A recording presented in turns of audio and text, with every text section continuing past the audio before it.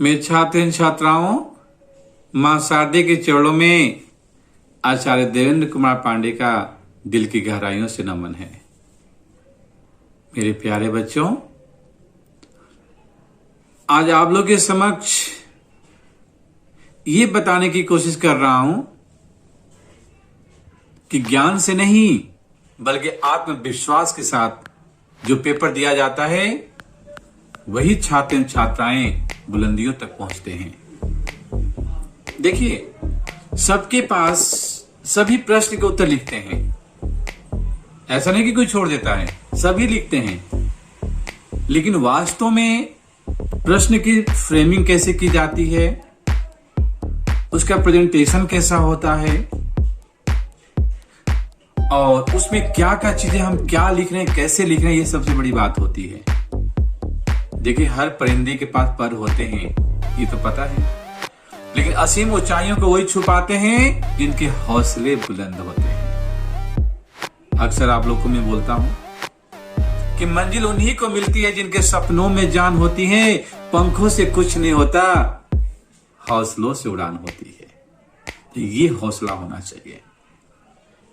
आप लोग को पता है 10th में या 9th में जो फाइनल पेपर है, स्पर्श के माध्यम से सिर्फ 8 नंबर आने हैं।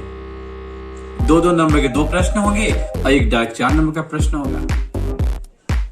और संचयन के माध्यम से जो 9th में 4 चैप्टर हैं और 10th में 3 चैप्टर हैं, उनके माध्यम से सिर्फ 2 क्वेश्चन आने वाले, 3-3 नंबर के प्रश्न आएंगे। यानी 6 अंक, 8 नंबर उधर स्पर्श के और 6 नंबर संचयन के, 14 नंबर, बाकी 26 नंबर तो लेखन कार्य के हैं। तो स्पर्श के जो 8 नंबर हैं लेना है, सभी लोग लिखेंगे, लेकिन पूरे नंबर तो वही बच्चे लेंगे ना जिनको अपने ऊपर, अपने आत्मविश्वास के ऊपर पूरा भरोसा है। और आत्मविश्वास कैसे बनेगा? जब हर पाठ के समरी के ऊपर पूरा नियंत्रण होगा, भाषा के ऊपर पूरा नियंत्रण होगा। भाषा का मतलब क्या है? वाक्य कैसे बना रहे हो, कैसे कैसे शब्दों का प्रयोग कर रहे हो, वर्तनी गलत तो नहीं हो रही है, अच्छी राइटिंग तो है ना, लिखावट खूबसूरत तो है ना। यदि इन सब के ऊपर आपका पूर्ण रूप से नियंत्रण है और फ्रेमिंग ढंग से कर रहे हो प्रश्न का, उत्तर का, तो कोई माई का लाल नहीं है जो आपके आधे अंक भी काट ले। बात समझ में आ रही है? तो इन सब चीजों को देखते हुए आत्मविश्वास बढ़ाने के लिए हर पाठ के समरी के ऊपर पूरा नियंत्रण कर लो। वर्तनी गलत ना हो, लिखावट बहुत ही खूबसूरत हो, साफ सुथरी हो, और जो वाक्य बना रहे हो उसमें लिंग काल पुरुष को की दृष्टिकोण से गलतियां ना हो। ये कब होगा? जब घर में लिखना शुरू कर दो। अभी सर्वे पढ़ रहा था, उस सर्वे में ही कहा गया है कि बच्चों के लिखने की शक्ति कम हो गई है। याद तो कर रहे हैं, पढ़ भी रहे हैं, लेकिन लिख नहीं पा रहे हैं।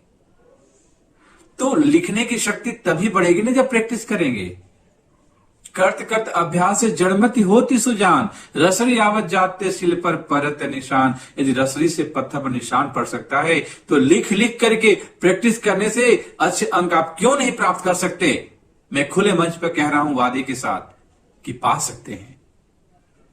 यदि ऐसा नहीं करते हैं तो अंत में यही कहना पड़ेगा, जब परीक्षा फल आपके समक्ष आएगा फाइनल का, तो अंत में यही कहना पड़ेगा कि अपने ही चिराग से अपने आशियाने को जला दिया। मम्मी पापा तो पूर्ण रूप से आपका साथ दे रहे हैं। कोरोना काल में बाहर जाके नौकरी कर रहे हैं मम्मी पापा, मम्मी घर की पूरी व्यवस्था कर रही है नौकरी के बावजूद भी।